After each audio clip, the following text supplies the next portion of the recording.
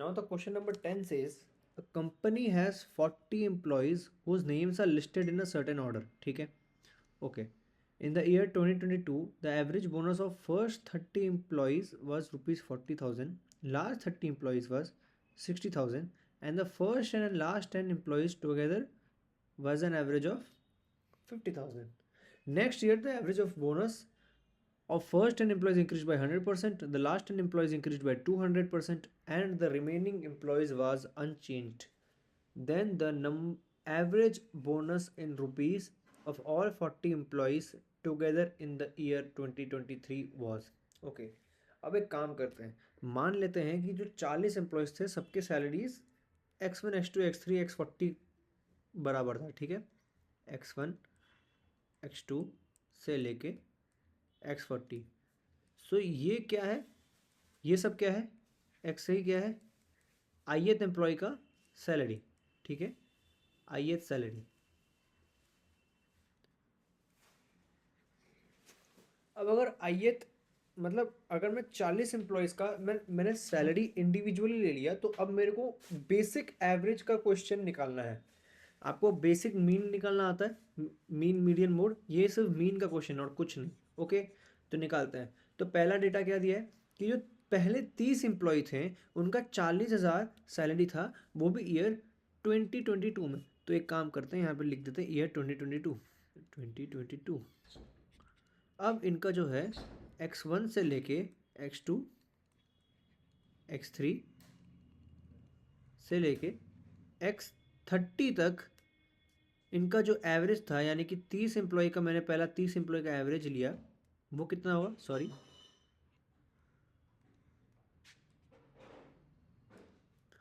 तो वो कितना होगा, वो लिखा है 40,000. ओके, फिर बोला है last 30 employees was 60,000. Last 30 employees का मतलब x11 से लेके x40 तक, ये होंगे लास्ट 30, राइट, डिवाइड बाय 30, इनका था 60,000. फिर बोला था first 10 employees and the last 10 employees together उनका एवरेज था 50,000. यानी कि ये कह रहे हैं कि पहला 10 एम्प्लॉय यानी कि x1 से लेके x10 तक,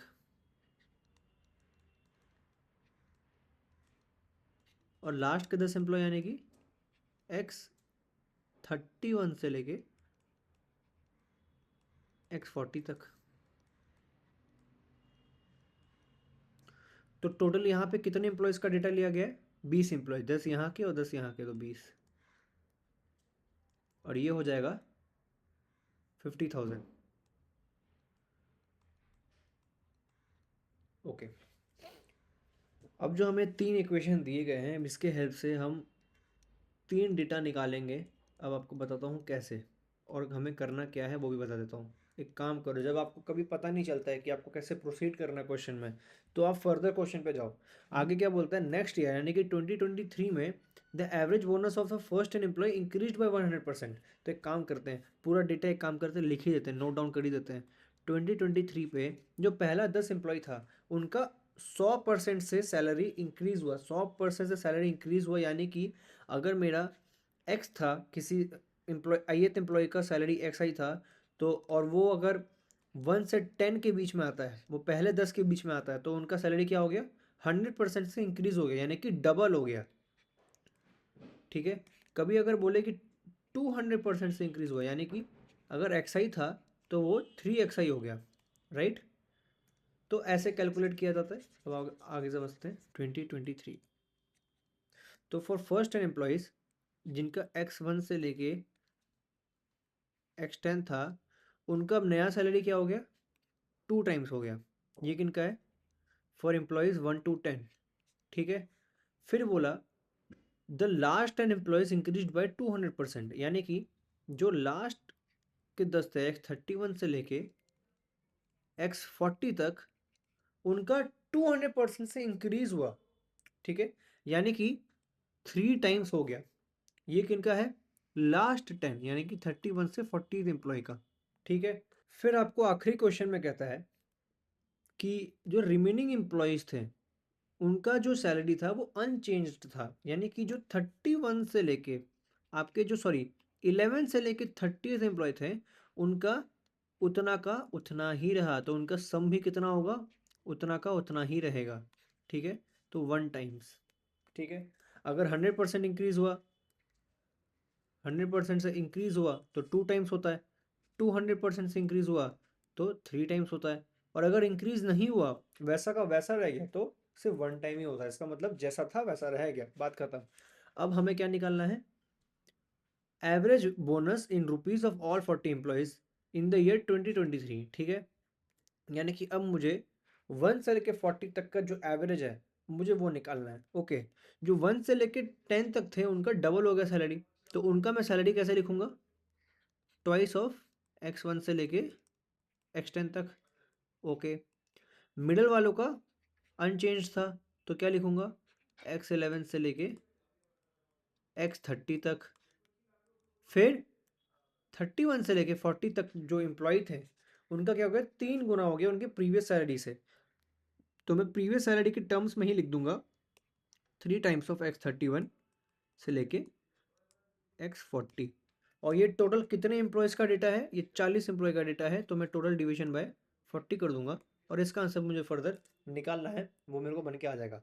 तो अब आपको क्वेश्चन देख के समझ में आ गया होगा कि आपको फाइंड आउट क्या करना है, आपको निकालना है पहला 10 जो एम्प्लॉय थे उनका प्रीवियस ईयर का सैलरी कितना था, उनका सम, जो मिडल वाले थे उनका कितना था, और लास्ट वाले थे उनका कितना था। तो आपको 3 डेटा निकालने हैं, एंड आप नोटिस करो क्वेश्चन ने आपको स्टार्टिंग में ही 3 डेटा दे चुका है, 3 इक्वेशन दे दिया है कि नहीं। यस सर, दे तो दिया है। तो अब मैं इसके हेल्प से निकालूंगा कि पहले 10, बीच के 10 और लास्ट के 10 का क्या क्या डेटा होगा, और मैं सिर्फ सम निकालूंगा, मुझे सिर्फ एडिशन चाहिए। ठीक है, अब देखो मैं कैसे करता हूँ। लेट्स अज्यूम और सिंपल आपको कर देते हैं इस चीज़ को, जो पहले 10 एम्प्लॉय थे 1 से लेके 10, ठीक है, उनका सम मान लो x1 से लेके x+10 तक a। ठीक है, बीच के जो एम्प्लॉय का उनको डेटा दिया गया है 11 से लेके 30, उनका मान लो x11 से लेके x30 तक का उनका मान लो b, एंड जो लास्ट के 10 एम्प्लॉय है 31 से लेके 40, उनका जो सैलरीज का सम है वो मान लो c। ठीक है, ए बी सी, तो 3 वेरिएबल्स बन जाएंगे। तो फाइनल में भी तुम्हें क्या चाहिए, ये वैल्यू क्या बन गई आपकी, ए बन गई है ना, तो आपको क्या चाहिए, ट्वाइस ऑफ ए, प्लस ये वैल्यू हमने बी ले ली बीच की, तो बी, प्लस ये वैल्यू मैंने हमने सी बना ली, तो थ्राइस ऑफ सी बाय 40। मुझे अब इसका डेटा चाहिए। अच्छा, अब इक्वेशन में जाओ, अब थोड़ा यहाँ जाओ, मैं इन 3 इक्वेशंस को ए बी सी के टर्म्स में लिखना चाहता हूँ। ठीक है, ओके, तो मैं ये वाला डेटा उड़ा देता हूँ, मुझे फाइनल आंसर पता है कि मुझे क्या निकालना है, मुझे सिर्फ ये निकालना है। ठीक है, मैं पहले इक्वेशन की बात करता हूँ, तो ये देखना,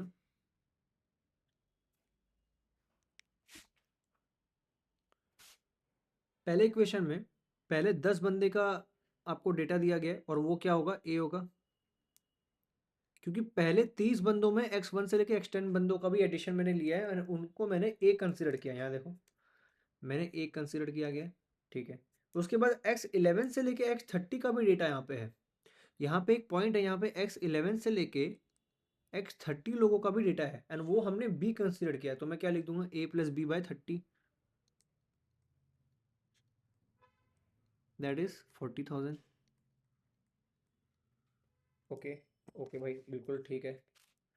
अब मैं इनको क्या लिख सकता हूँ, मान लो 30 को मैंने इस साइड भेज दिया। ठीक है, तो वो आपका हो जाएगा a plus B is equals to 1,20,000, तो 1 2 1 2 3 4 5, सॉरी 12,00,000, ये आपका एक इक्वेशन बनेगा a प्लस बी। अब सेकंड इक्वेशन को फोकस करो, सेकंड इक्वेशन में आपको कौन कौन सा डेटा दिए गए हैं, क्या पहले 10 एम्प्लॉय का डेटा दिया गया है, नहीं दिया गया है, क्या बीच के 20 एम्प्लॉय का डेटा दिया गया है, यानी कि x11 से लेकर x30 तक का डेटा है, हाँ है, और वो क्या है, वो b है, एंड क्या x31 से, क्या x31 से लेकर x40 लोगों का डेटा दिया गया है, हाँ दिया गया है, वो क्या है, c है। तो अब आपका क्या हो जाएगा, ये हो जाएगा b plus C is equals to, again मैं 30 को इस साइड ले रहा हूँ तो वो बन जाएगा 18 लैक्स, तो ये मैं 18 लैक्स करके लिख दूंगा। ये आपका दूसरा इक्वेशन बन के आ गया बी और सी और ए के फॉर्म में। फिर इसमें आप देखो, इसमें पहले 10 एम्प्लॉय का डेटा दिया गया है, वो ए था। लास्ट के 10 एम्प्लॉय का डेटा दिया गया है, वो सी था। तो वो क्या हो जाएगा, वो मैं कैसे लिखूंगा, वो मैं लिखूंगा ए प्लस सी। अगेन मैं 20 को इस साइड भेज रहा हूँ तो वो हो जाएगा आपका 10 लाख। तो 1, 1 2 3 4 5 6, ठीक है। ये आपका एक और इक्वेशन बन के आ जाएगा। मेरे पास 3 वेरिएबल्स है, मेरे पास 3 इक्वेशन है, इनको एलिमिनेट करके मुझे ए बी और सी का आंसर निकालना है। अब ये बहुत ईजी है, बहुत ही सिंपल। कैसे, मान लो ये इक्वेशन अगर बाद में 4 बनता है, ये इक्वेशन मेरा 5 बनता है, और ये इक्वेशन मेरा 6 बनता है, ठीक है। मैं इक्वेशन 6 और 5 को सब्ट्रैक्ट कर रहा हूँ। क्या कर रहा हूँ, मैं इनको सब्ट्रैक्ट करूँगा, तो मेरा क्या आंसर बनेगा, आप ध्यान से देखना। A minus C, sorry A minus B, because C will be get cancelled, is equals to minus of 8 lakhs. Okay, अभी घबराना मत माइनस को देख के, ठीक है। Okay, let's assume this is equation 7। अब आपका जो इक्वेशन 7 है एंड आपका जो इक्वेशन 4 है, उसको अब ऐड कर दो, क्योंकि अब देखो ध्यान से, b माइनस में है और यहाँ पे b प्लस में, तो अगर मैं ऐड करता हूँ तो b and b gets cancelled. तो मैं इसको ऐड करता हूँ, equation 4 plus equation 7, which gives me twice of a is equals to 12 lakhs minus 8 lakhs, which is 4 lakhs. So a will be 2 lakhs. यानी कि मतलब क्या हुआ कि मेरे जो पहले 10 एम्प्लॉय थे उनके जितने सैलरीज थे, उनका सम जो है वो है 2 लैक्स। यही, क्योंकि ए हमें क्या कहता था, ए कहता था कि जो पहले 1 से लेकर 10 एम्प्लॉयज हैं, जो पहले 10 एम्प्लॉयज हैं, उनके सैलरीज का सम ए मान लेते हैं। तो यहाँ पे हमें ए का वैल्यू 2 लाख बन के आ गया। ओके, तो बस काम आसान हो गया, हम ए की वैल्यू 2 लाख डाल देंगे। सिमिलरली हम बी की वैल्यू डाल देंगे। कैसे, यहाँ से बी की वैल्यू निकल के आ जाएगी, if a is 2 lakhs तो b will be 12 lakhs minus 2 lakhs, which will be 10 lakhs.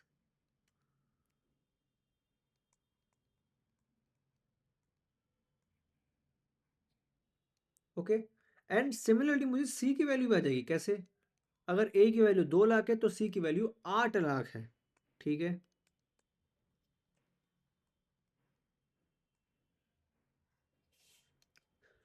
So done, question आपका बन गया। मेरे को a b और c मिल चुका है, तो अब मैं क्या करूंगा, मैं तीनों को अपने फाइनल आंसर में पुट कर दूंगा और उससे मेरा आंसर आ जाएगा। यहां देखना, मैं एक बार रीरेट करता हूँ, 2a plus B plus 3c। Okay, हमें जो चाहिए था, रिक्वायर्ड आंसर जो था वो था 2a plus B plus 3c bye 40, ठीक है। अब कैसे, मैं रिपीट करता हूँ, ए क्या है, पहले 10 एम्प्लॉयज का सैलरीज का सम, एंड यहाँ पे दिया गया है कि उनका जो सैलरी है पहले 10 का, उनका 100% से इंक्रीज हुआ है। तो पहले 10 एम्प्लॉय का जो डेटा है वो 100% से इंक्रीज हुआ है, तो मैं वो डबल कर दिया। जो बीच के बंदे हैं, जो मिडिल बंदे हैं, यानी कि 31 से 30, सॉरी 11 से लेकर 30 तक, इनका सैलरी अनचेंज था, ठीक है। तो इनका सैलरी अगर अनचेंज था तो मैं वो बी ही रखूंगा। एंड जो लास्ट के 10 थे, जो आपके लास्ट के 10 थे, उनका 200% से इंक्रीज हुआ, यानी कि उनका 3 गुना हो गया, तो मैं 3c लिख दूंगा। क्योंकि सी क्या था, वो था लास्ट के जो 10 बंदे हैं उनका सैलरी का सम। तो अगर उनका 200% से इंक्रीज हुआ तो मेरा जो फाइनल जो सैलरी बन के आएगा वो भी 3 गुना से बढ़ जाएगा, ठीक है। अब मैं इसको लिखता हूँ, ए की वैल्यू है 2 लैक्स, 2 इंटू 2 होती है 4 लैक्स, प्लस बी की वैल्यू है 10 लाख, प्लस सी की value 8 lakh, 8 into 3 is 24 lakhs, divide by 40, जो कि मेरा बन के आता है 38 लैक्स।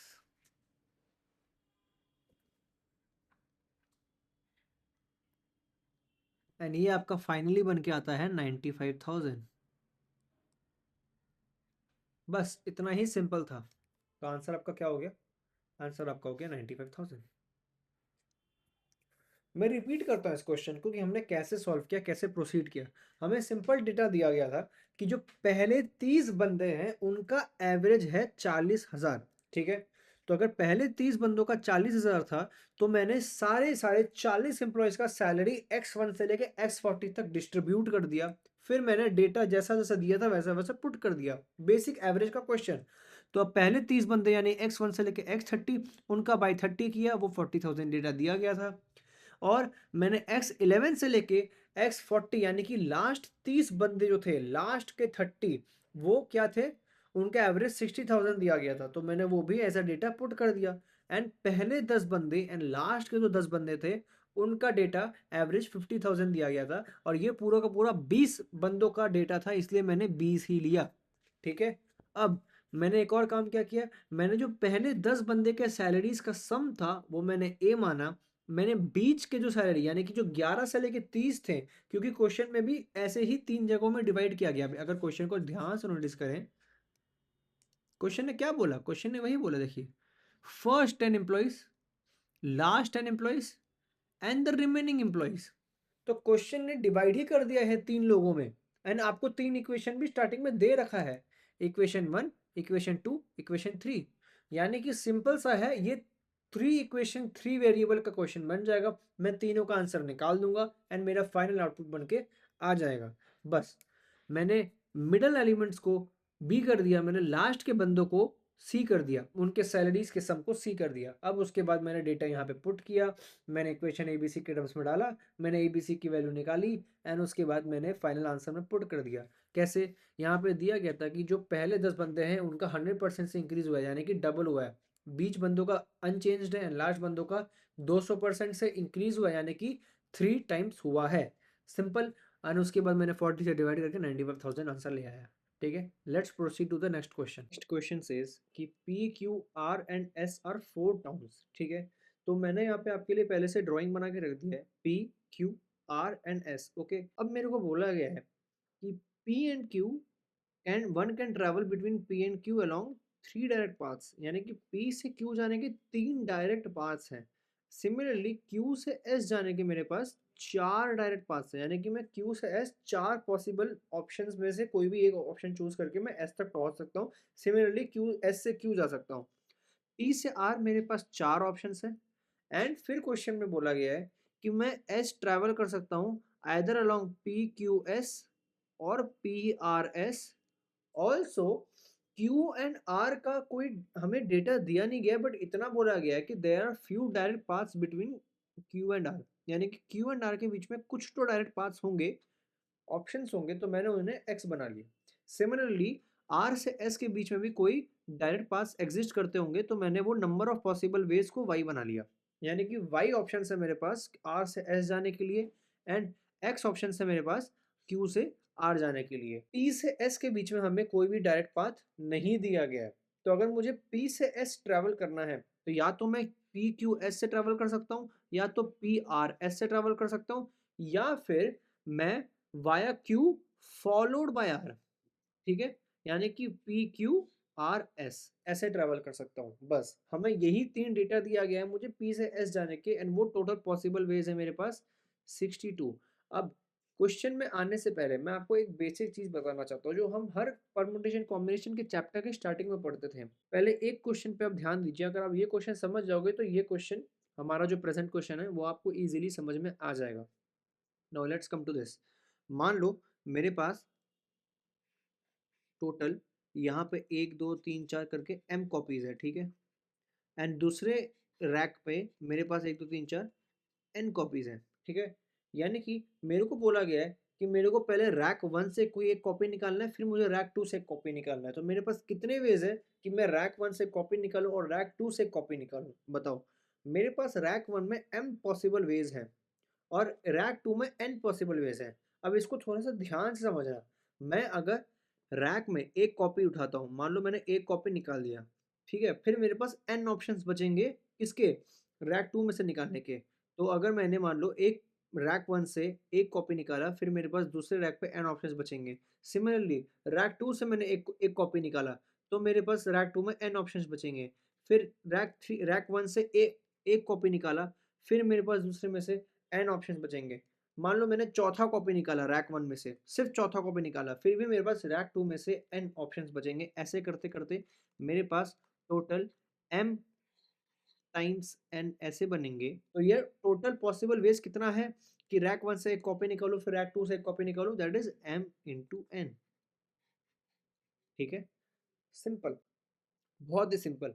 वापस से रिपीट करता हूँ, अगर रैक 1 में m कॉपीज है, रैक 2 में n कॉपीज है, तो मेरे पास टोटल कितने तरीके होते हैं कॉपीज निकालने के, गिवन कि मैं पहले रैक 1 से कॉपी निकालूंगा, फिर मैं रैक 2 से कॉपी निकालूंगा। वो होता है आपका m इंटू n। ठीक है, तो उसका एक्सप्लेनेशन मैंने आपको बता दिया है।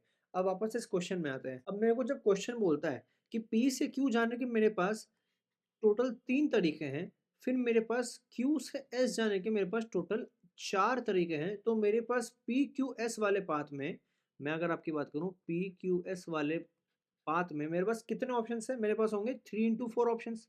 ठीक है, वही क्वेश्चन बनता है M कॉपीज और N कॉपीज वाला, रैक 1 रैक 2 वाला। ठीक है, तो मेरे पास टोटल बनते हैं 12 ऑप्शंस या 12 ways for the path PQS।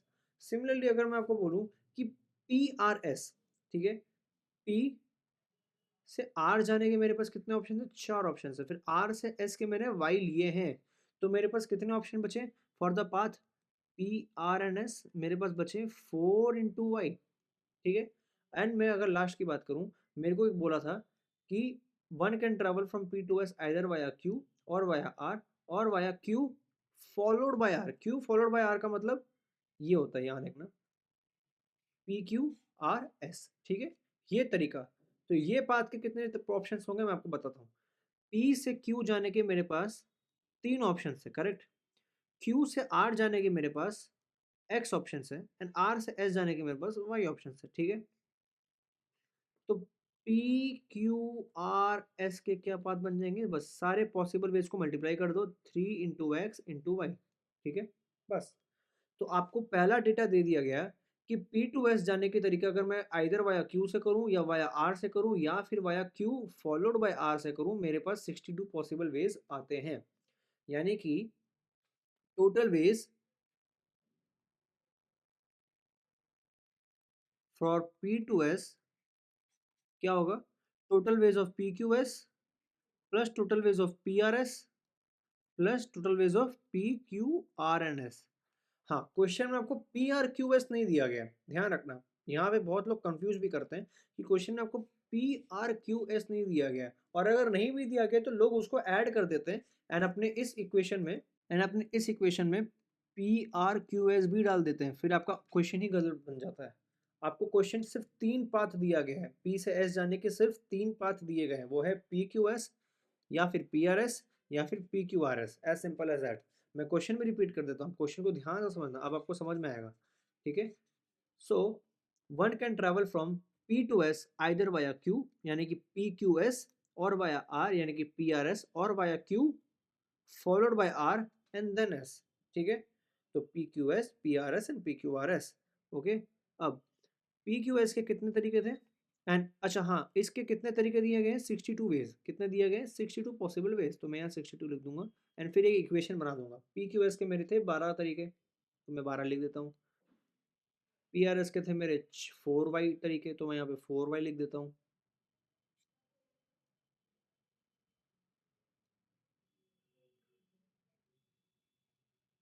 फिर मेरे पास पी क्यू आर एस के थे 3 इंटू एक्स इंटू वाई तरीके, तो मैं यहाँ पे 3xy लिख देता हूँ। ठीक है, दैट इज टू 62। एक काम करो, 12 को राइट हैंड साइड भेज दो, तो ये आपका इक्वेशन बनेगा 4y plus 3xy is equals to 50। ये आपका इक्वेशन नंबर 1 बन के आ जाता है। ठीक है, सिमिलरली आपको इक्वेशन 2 बनाना है एंड ऐसा ही कोई डेटा दिया गया है।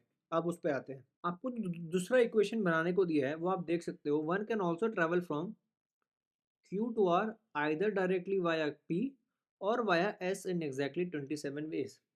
ठीक है, यहाँ देखना, यानी कि आपको बोला है कि मैं क्यू से आर कितने तरीके में जा सकता हूँ। या तो मैं डायरेक्टली जा सकता हूँ, या तो मैं पी के हेल्प से जा सकता हूँ या तो मैं एस के मीडियम से जा सकता हूँ।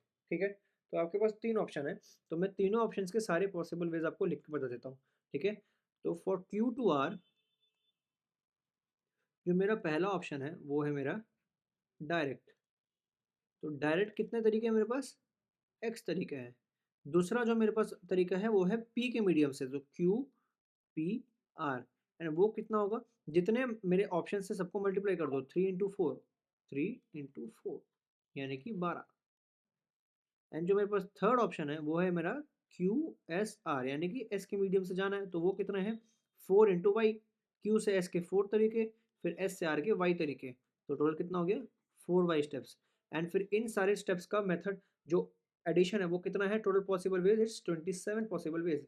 तो मैं अगर ऐड कर दूँ सबको, यानी कि X +12 +4 Y is equals to 27, तो आपको दूसरा इक्वेशन भी मिलके आ जाएगा। क्या बनेगा, x +4 y विल बी 15। ठीक है, अब इस क्वेश्चन में एक और ट्रिक है जहाँ पे बहुत लोग कंफ्यूज कर जाते हैं। दे थिंक कि मेरे को दो इक्वेशन दे दिया, मेरे को दोनों इक्वेशन को सॉल्व करना है, बट सॉल्व करने का तरीका आपका जो एलिमेंट्री स्कूल का तरीका होता है कि दो इक्वेशन दिया है, एलिमिनेट कर दो एक वेरिएबल को, फिर दूसरे वेरिएबल का आपको डायरेक्ट इंटीजर वैल्यू आ जाएगा। ये थोड़ा सा उससे हट के है। कैसे, मैं आपको दिखाता हूँ। बहुत लोग देख के घबरा गए होंगे कि भाई पहले इक्वेशन में जो है, पहले इक्वेशन में 4 वाई भी एग्जिस्ट करता है, 3 एक्स वाई एग्जिस्ट करता है, यहाँ पे एक्स एग्जिस्ट करता है, वाई एग्जिस्ट करता है, तो भाई हम इस एक्स वाई को हटाएंगे कैसे। तो मैं आपको बताता हूँ, आपको हटाना नहीं है, हर बार एक ही तरीके से मत चलो, यहाँ पे थोड़ा डिफरेंट अप्रोच आप ट्राई करो। कैसे, मान लो पहले इक्वेशन में और दूसरे इक्वेशन में 4 वाई दोनों में कॉमन है, तो 4 वाई को एलिमिनेट ही कर दो। तो मैं क्या करूँगा, मैं दो इक्वेशन को माइनस कर देता हूँ। क्या कर देता हूँ, सब्ट्रैक्टिंग 1 and 2। ठीक है, सब्ट्रैक्ट 1 and 2। ठीक है, तो आपका क्या बनेगा, तो ये आपका बनेगा 3 xy minus 4y gets cancel, और ये माइनस एक्स बन जाएगा क्योंकि मैं 2 से माइनस कर रहा हूँ, which will be equal to 50 - 15। ठीक है, तो आपका बन जाएगा 3 xy minus X is equals to 35। तो x into 3y - 1 is equals to 35।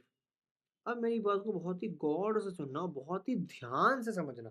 ठीक है, बहुत सिंपल क्वेश्चन है, बेसिक सा कंसेप्ट है, बेसिक नॉलेज है, तो जनरल नॉलेज है कि क्यू से आर के बीच में जो भी आपके पॉसिबल वेज है वो आपके नेचुरल नंबर ही होंगे, यानी कि X and Y will be your natural numbers. ठीक है, तो ये तो मतलब बताने का भी नहीं है, ये तो बेसिक से समझ में आ रहा है। यानी कि अब अगर मैं इस इक्वेशन को देखूं, तो ऐसे कौन से दो एक्स एंड वाई के नेचुरल नंबर हैं जो मैं इस इक्वेशन में पुट करूंगा एंड मेरे को आंसर 35 बन के आएगा। अब मेरे को ध्यान से समझना, 35 के दो ऐसे कौन से नंबर्स हैं जो नेचुरल नंबर है एंड उनका मल्टीप्लिकेशन 35 होता है। दो है, या तो 5 × 7 या फिर 7 × 5। ठीक है, मान लो x की वैल्यू है 5। ठीक है, अगर x की वैल्यू 5 होती है तो क्या y की वैल्यू 7 होगी, तो क्या चलेगा, मैं देखता हूँ। सपोज लेट x की वैल्यू आपकी बनती है 5। ठीक है, तो 3y - 1 आपका 7 बनेगा, तो 3y आपका 8 बनेगा, तो y आपका जो बनेगा वो बनेगा, सॉरी, y आपका बनेगा 8/3। बट ये आपका नेचुरल नंबर नहीं है, तो आपका आंसर नहीं आएगा।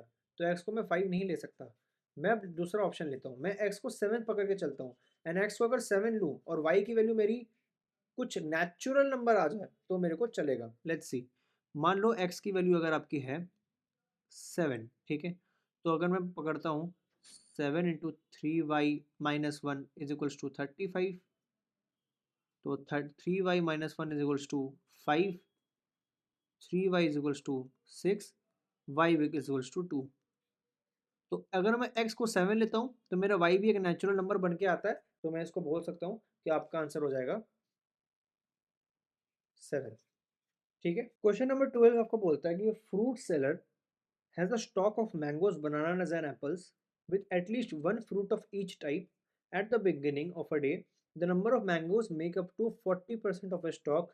That day he sells half of the mangoes, 96 bananas and 40% of the apples. At the end of the day he ends up selling 50% of the fruits.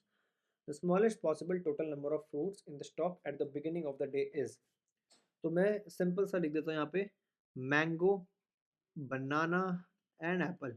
ठीक है, फिर आपको बोला गया है कि बिगिनिंग ऑफ द डे, अब मान लो आपके पास टोटल स्टॉक जो है वो है आपका एक्स। ठीक है, मान लो जो आपके पास बिगिनिंग ऑफ द डे पे जो टोटल स्टॉक है, मैं टोटल स्टॉक लिख देता हूँ,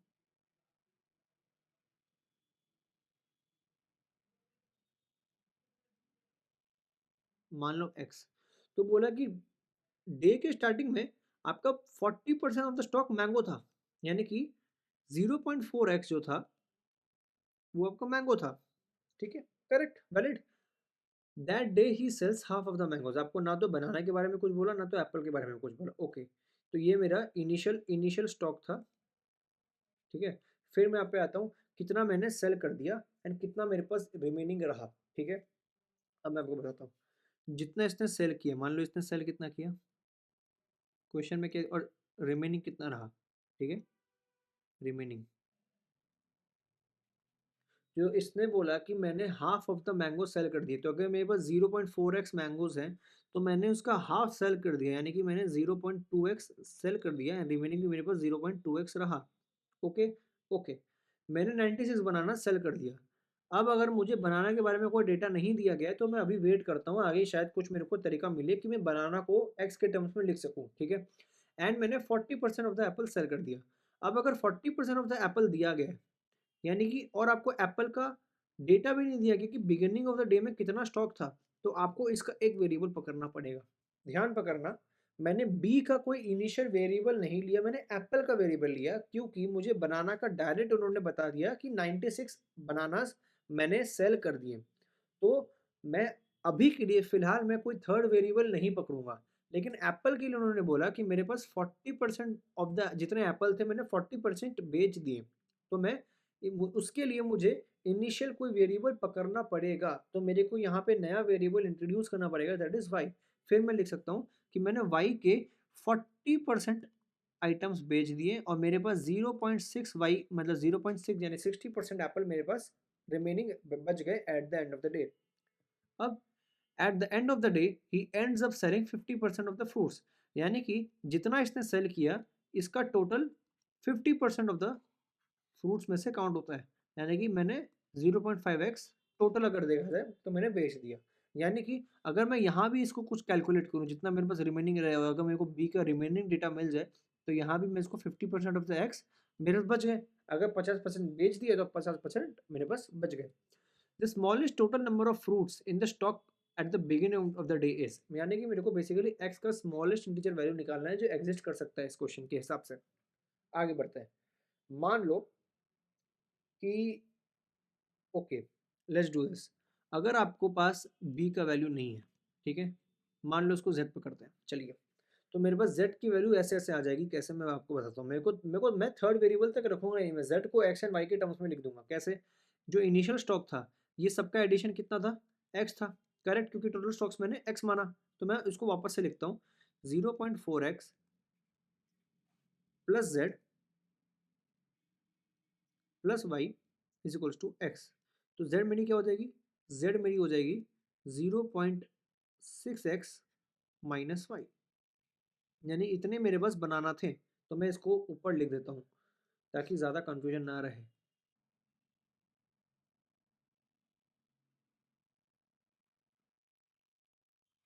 ठीक है, तो 0.6x माइनस वाई मेरे पास बनाना था। 96 अगर सेल कर दिया तो बचा कितना, जितना बनाना था इनिशियली माइनस 96 उतने मेरे पास रिमेनिंग बनाना बचे रहेंगे। तो इसको भी अब यहाँ लिख दो, 0.6 एक्स माइनस वाई माइनस 96, ये मेरे पास 0.5x बन के आ जाएगा। अब आपके पास तीन इक्वेशन है, मुझे x की वैल्यू निकालनी है। ठीक है, now let's think about this. ठीक है, ऑल्सो यहाँ पे भी ये क्वेश्चन भी सेम है। अगर x की ऐसे रैंडम वैल्यू मत ले लेना, क्योंकि x की जो भी वैल्यू मेरे पास आएगी वो भले ही अगर नेचुरल नंबर होती है तो y की वैल्यू भी नेचुरल नंबर ही होनी पड़ेगी। ठीक है, तो आप जो भी अब इक्वेशन सॉल्व करेंगे x की अभी कोई पर्टिकुलर नेचुरल नंबर बनती है, आप ये मेंशन करो कि y की भी वैल्यू नेचुरल नंबर बनती है। तो अगर आपको लास्ट में कोई x आए, आप इसको किसी भी इन तीन में से किसी भी इक्वेशन में पुट करके y की वैल्यू निकालने का ट्राई करो और इंश्योर करो कि y भी आपकी नेचुरल नंबर है।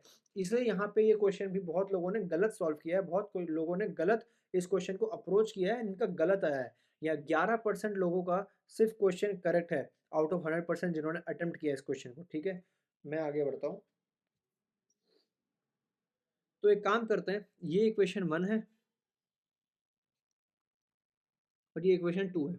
ठीक है, इनमें से मैं y को एलिमिनेट करने का कोशिश करता हूँ या फिर मैं x को एलिमिनेट करता हूँ। चलिए मैं x को ही एलिमिनेट कर देता हूँ, मैं दोनों को सब्ट्रैक्ट कर देता हूँ। ठीक है, तो मेरा क्या आएगा देखना, मैं करता हूँ 1 - 2, तो 0.2x and 0.2x will get cancelled. 96 plus 0.4y पहला इक्वेशन में बचता है, तो 96 plus 0.4y minus 0.6x minus y minus 96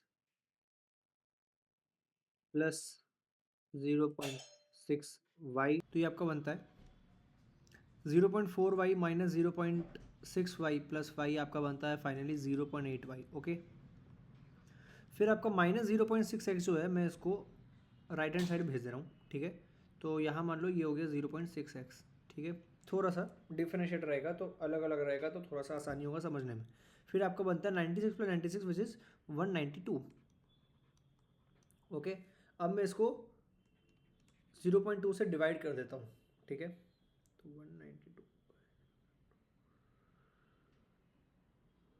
तो अगर मैं इसको थोड़ा सा सिंप्लीफाई करूँ तो मेरा बनता है 4y plus 960 is equals to 3x। ये आपका एक इक्वेशन बन के आता है। ओके, अब थोड़ा सा ध्यान दीजिएगा, आपने जितना इक्वेशन बनाया ये आपका least possible number of equation बन सकता है। अब इससे ज़्यादा आपका कोई इक्वेशन बन नहीं सकता। अब आप जितना भी ट्राई कर लो, आप अगर ये एक्सपेक्ट कर रहे हो कि आपका एक और x एंड y का कोई रिलेशन मिल जाए जिससे आपको कुछ आंसर आ जाए, फिर आप दो इक्वेशन मिल जाएगा, फिर आप उसको नॉर्मल एलिमेंट्री स्कूल मेथड से x एंड y की वैल्यू निकाल लोगे, तो नहीं, ये क्वेश्चन भी वैसा नहीं है। ये क्वेश्चन भी आपको वही बोलता है कि आप y के ऐसे सारे नंबर्स गेस करो जिसकी वजह से x आपकी कोई नेचुरल नंबर आए। ठीक है, मान लो मैं y की वैल्यू 1 लेता हूँ, तो मेरी 960 प्लस 4 क्या हो जाएगी 964। तो 964 क्या वो 3 से डिविजिबल है? बिल्कुल नहीं है। अगर मैं आपको यहाँ थोड़ा सा हिंट दूँ, यहाँ देखना y इक्वल्स टू 1 पे x की वैल्यू क्या आती है 321.3। तो ये तो आपका आंसर नहीं हो सकता, ये आपका आंसर नहीं हो सकता। तो आपका आंसर क्या हो सकता है? आपका आंसर, और आपको फर्दर थोड़ा चेक करना पड़ेगा। अगर मैं y की वैल्यू 2 लूँ, मान लो y इक्वल्स टू 2 होती है, तो ये आपका बनता है 968। क्या वो 3 से डिविजिबल है? 968/3 आपका 322 बन के आता है, 322.67। ये भी आपका नहीं आता है।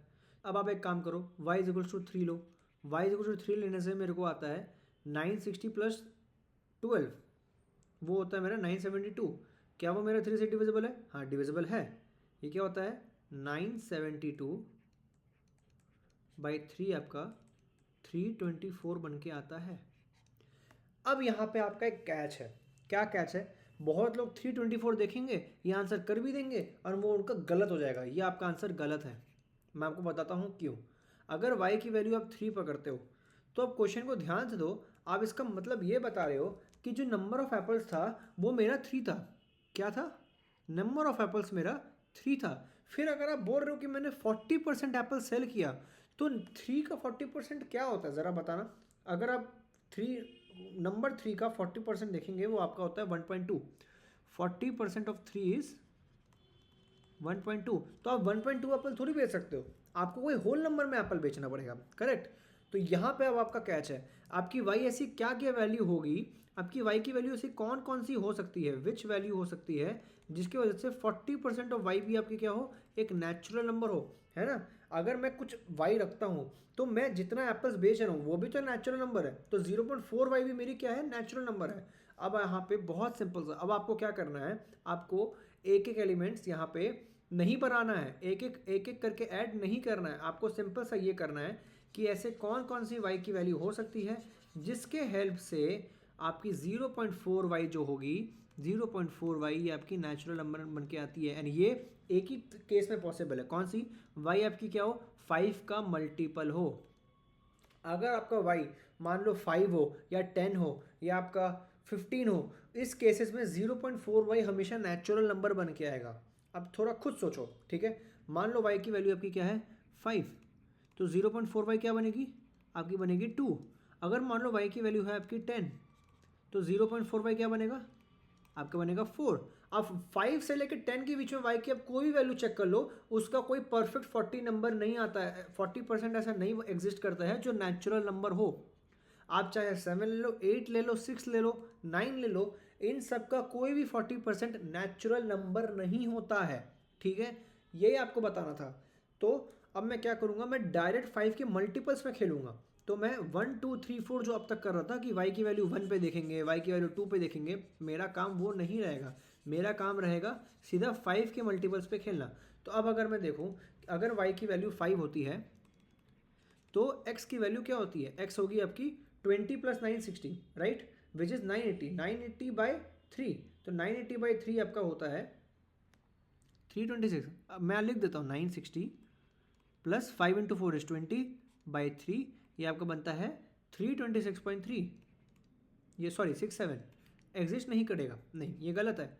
y की वैल्यू में सीधा 10 पकड़ूंगा। देख रहे हो, मैं सीधा 5 के मल्टीपल्स में खेल रहा हूँ। अगर y की वैल्यू 10 होती है तो आपका बनता है 1000, ठीक है। x क्या बनेगा? 1000/3। ये तो देख के समझ में आ रहा है कि वो 3 से डिविजिबल नहीं है। अगर y की वैल्यू मान लो 15, तो ये x क्या बनेगा? ये बनेगा 960, सॉरी ये आपका बनेगा 960 + 45, सॉरी 15 × 4 = 60 + 60/3, ये आपका बनता है 1020/3। एंड येस, ये 3 से डिविजिबल है। देखिए 2 + 1 = 3, तो ये आपका 3 से डिविजिबल है, तो ये आपका बन के आएगा 340। तो आपका जो मिनिमम नंबर ऑफ स्टॉक जो एग्जिस्ट करता है वो आपका बनेगा 340। तो आपका आंसर क्या बन के आ जाएगा? आपका आंसर बन के आ जाएगा 340।